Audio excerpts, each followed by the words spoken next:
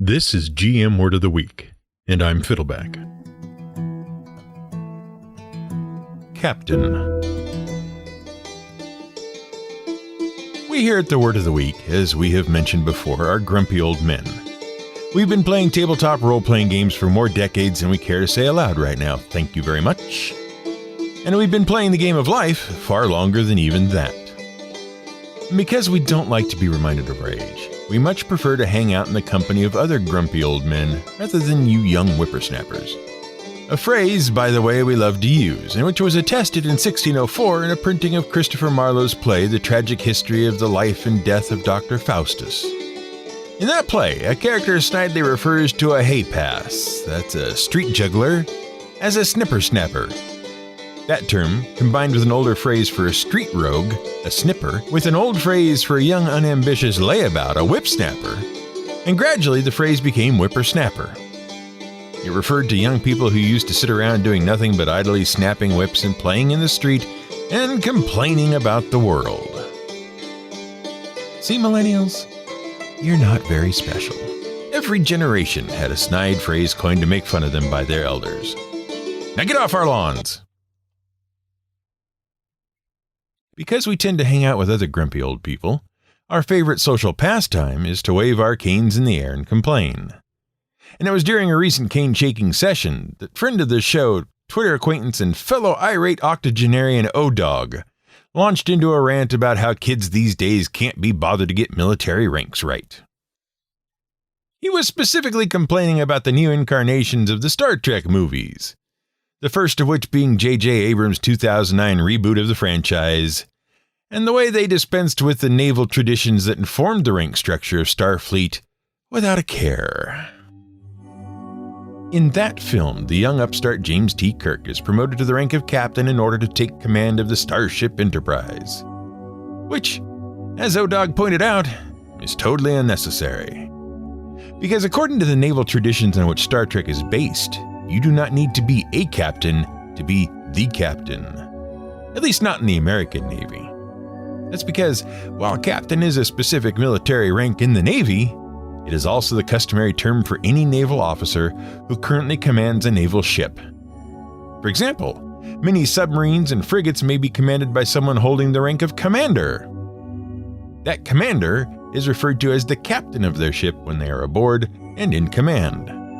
And if the commander is asleep and the executive officer, who handles the ship's day-to-day logistics and supports the commanding officer and may have a lesser rank like lieutenant commander, if the commander is asleep and the executive officer is in command, the XO is called the captain. And if a senior officer holding the rank of captain comes aboard the commander's frigate, he may be called Captain Smith, but he is never called the captain because the commander is the captain.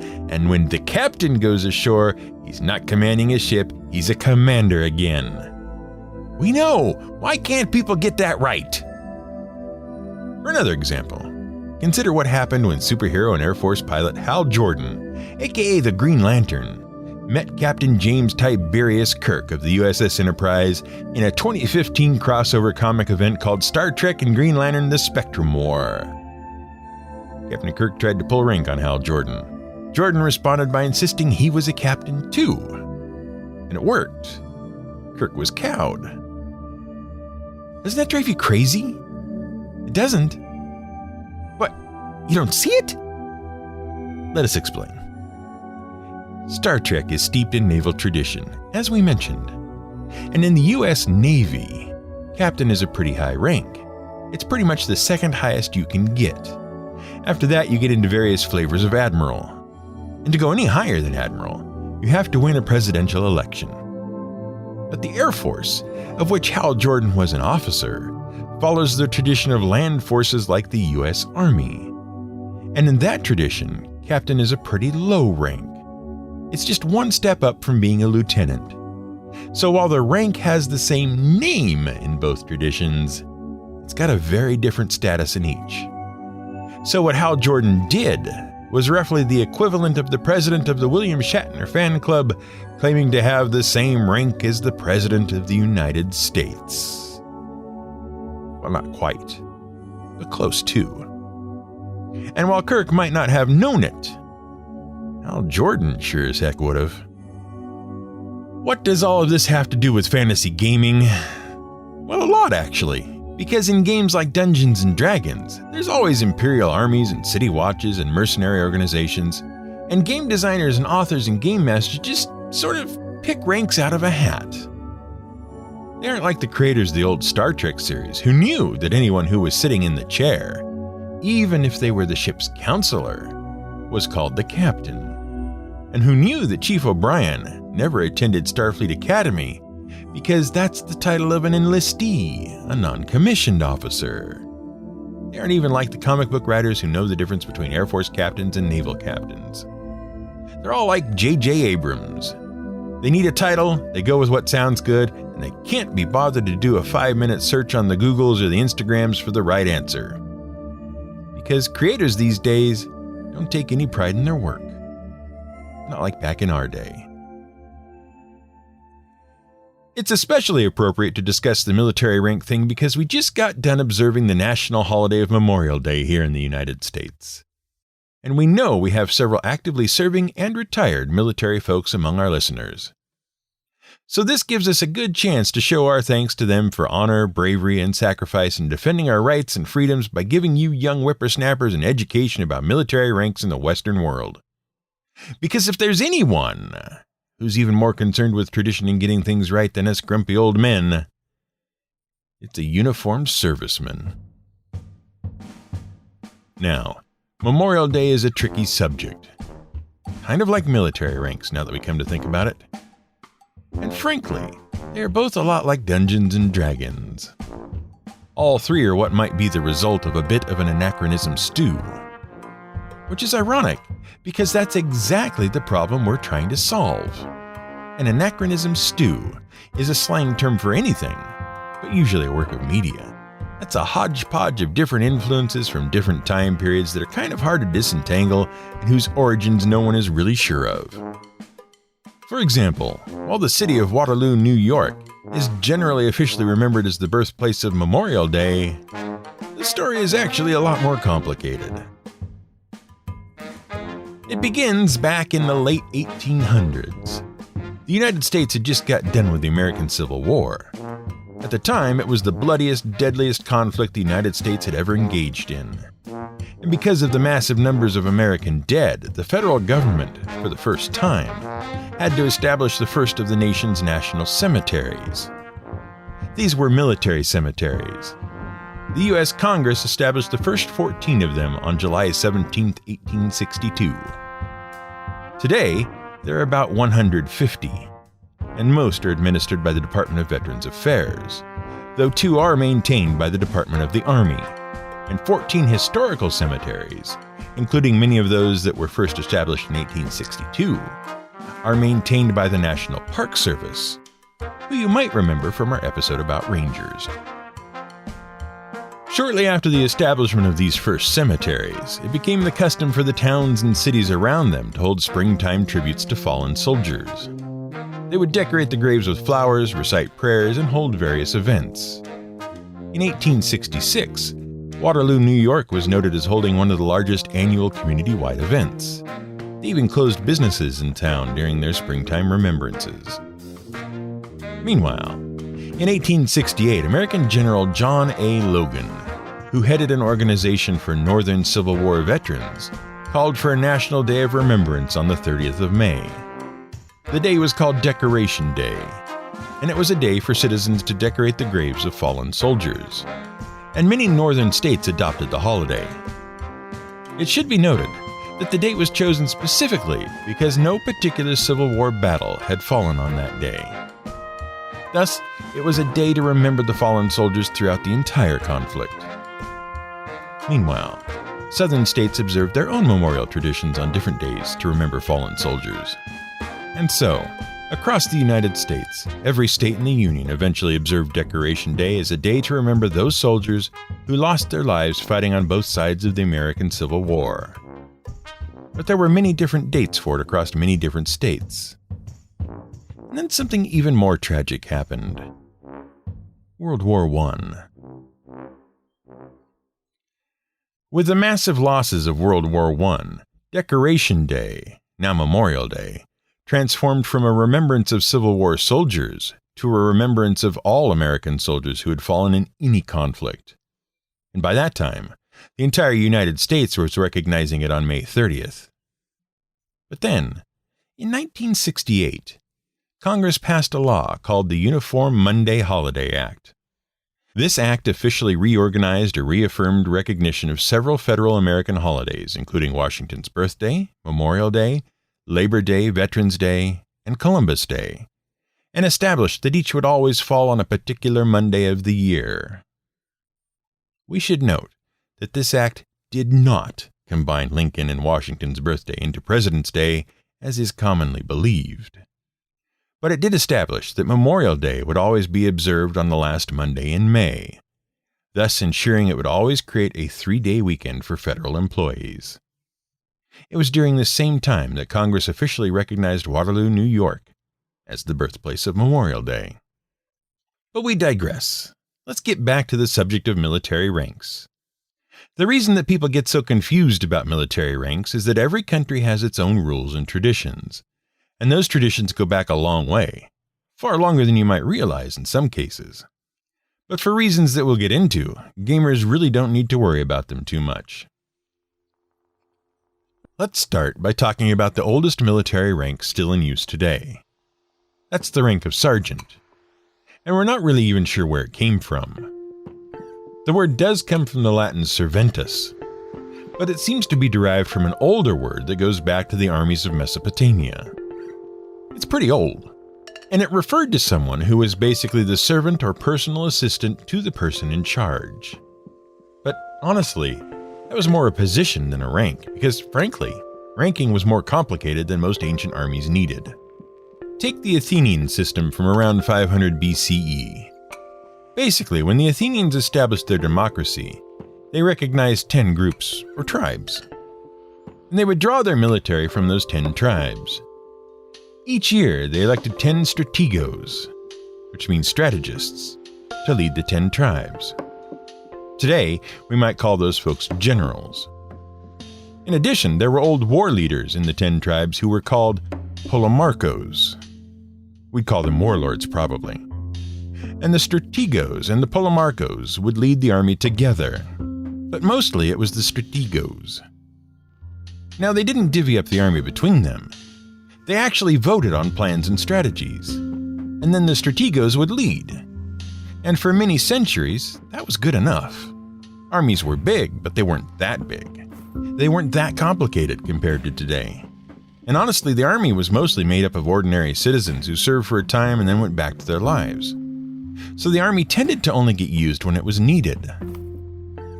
Of course, as we discussed in our episode about the Roman legion, the Romans loved their armies, and they loved their rules and structures and hierarchies. So they had big standing armies and complicated rules for the chain of command. They were the first to really use the word rank, which referred to a row of troops in formation, or more generally, position within a military formation. And that tied into their complicated structure. So the soldiers were organized in centuries of between 60 and 160 soldiers, each led by a centurion. 2 centuries together made a manipula, 3 manipula made a cohort, and 10 cohorts were a legion. And within each legion, the individual cohorts were placed in positions according to their status and prowess. So where you stood in your century, and where your cohort stood in the legion, said something about your status as a soldier. Thus, the idea of rank, physical position in the formation, became tied to status and ability, and eventually, to authority. Now, the modern U.S. military doesn't derive a lot of its rank structure from the ancient Romans, but there's a lot of parallels in the broader organized scheme. Consider, for example, and this is a very general, rough description, the way the U.S. Army organizes its soldiers.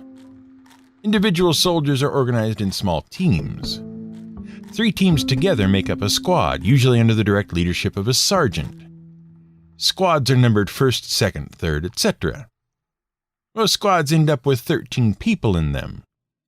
In most army units, 3 or 4 squads together make up a platoon. Those are under the control of a platoon sergeant. Platoons can be numbered or named for a particular function. Put 4 platoons together and you get a company under the command of a captain. At that point, you've got about 200 soldiers. And captains might have a first sergeant assisting them. Companies usually have a letter, A company, for example. 2 to 6 companies together, plus support staff, and you've got a battalion. That can also be called a squadron, depending on its role. It's usually commanded by a lieutenant colonel. Put 4 battalions together and you have a regiment or group.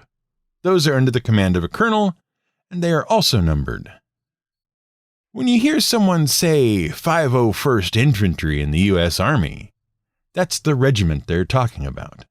And they usually include their battalion number, as in the 150st Airborne Infantry Regiment. After that, we get into divisions and major generals, notwithstanding the sort of obsolete designation brigade, led by a brigadier general, and then a corps, which consists of 3 divisions, and so on. That's because the U.S. Army is huge and complicated. It's an organizational nightmare, and if the Romans had gotten as big as the United States, they would certainly have gone this way. But let's take this back down to the idea of rank. Because as we said, all of those ranks are kind of a stew of different ranks from different cultures and periods in history. The problem is, most of this ranking mumbo-jumbo really came very late in the Middle Ages and well beyond. Military ranks in the medieval period were actually pretty simple. What you have to understand is that there weren't really standing armies back in those days. At least they were extremely rare, because it was expensive to keep a soldier around when a war wasn't happening. Most soldiers were peasants. They were conscripted to serve under their feudal lord. And the lord pledged whatever army he could raise to serve as king. But even among the lords and the kings, there wasn't a complex hierarchy. That's why the lords were called peers, and the aristocracy is still referred to in some circles as the peerage. The king on the battlefield was, at best, first among equals. And each lord led his own troops. Heck, a lot of medieval military planning meetings were actually given over to negotiating each lord's role in the coming battle. The only real ranks or positions that existed then were the high constable and the field marshal. The high constable had command over the local constables, and those people just commanded the various garrisons and castles that made up the king's army, so the high constable was usually a knight.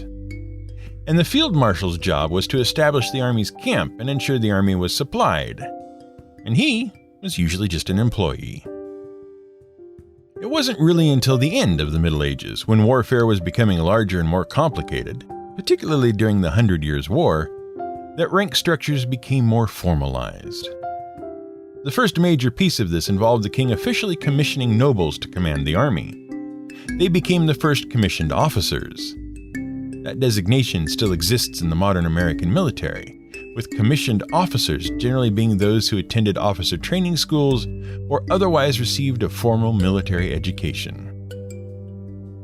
Now, generally, those commissions were awarded to the aristocracy, and each commissioned officer commanded one group of soldiers which they were assigned or had raised themselves, called a company. And the officer who led the company on behalf of the king was called a captain. That name derives from the Latin capo, meaning head. The capitaneus was the head man. Simple as that. But there was a little problem. See, the aristocracy were an evolution of the feudal landed lords, which meant they had estates to take care of. They had properties to oversee. They were busy people. They couldn't always be leading the company. They had other stuff to attend to. So they needed someone to act in their place, someone to hold their position in their stead. The old word tenant means to hold a place, and to act in lieu of something means to act instead of that thing. Hence, the captain of the company appointed a lieutenant. And that's where we get the ranks of captain and lieutenant from. Now, when the captain was in command of the company, the lieutenant could be entrusted to lead a small group of soldiers on specialized duties. A little detachment from the company, if you will. And the French word for a small group detached from a larger group actually derives from a French word for a ball, a peloton. And that's where we get the word platoon. This is fun. Let's do another. Back in this era, it was very important for everyone to know who their allies were and who their enemies were, because everyone sort of looked the same. The idea of uniforms wasn't a thing yet. So the king would commission an officer to carry his banner in battle, his insignia. And from the word insignia, which is Latin for sign or symbol, we get the rank of ensign. And that was pretty much the beginning and end of military rank hierarchies in the late Middle Ages. You had a company of soldiers, captain in charge, a lieutenant who commanded in the captain's stead, and an ensign who carried the company's banner. And that all got jumbled up into the modern military. Along with a few more, like the ancient sergeant and the Renaissance-era colonel, whose name is derived from the word coronel, meaning crown. But they weren't kings. Instead, they were the heads of mercenary companies that had settled in Spain and fortresses and camps that imitated the military structures and whose leaders called themselves coronels. And in some nations, a conscripted peasant might be awarded with a small grant of land to call his own for distinguished service. That soldier would become a private landowner, or private for short. And there were a few honorifics. For example, a captain who led a majority of the king's soldiers might be called a major. And later, as ranks became more complicated, someone who led the general army would be called a general. Oh, and someone could become an officer, not by royal commission, but by the decree, the warrant of another officer. And that made them a warrant officer, or a non-commissioned officer. But as a medieval fantasy gamer, you don't need to worry about any of that stuff. At least, you don't have to if you don't want to. Because you can just fall back on the soldiers, lords, and kings model and be done with it. Of course, most fantasy games are filled with complicated standing armies, despite how difficult it would be to support such an army in such a time period. But that's fine. You're welcome to make your own anachronism stew if you want to. But if you're going to run a modern game or invoke modern military traditions, for goodness sake, get it right. Or else we're going to hit you with our canes. Now get out of here, you little scamp. It's time for us to watch our stories.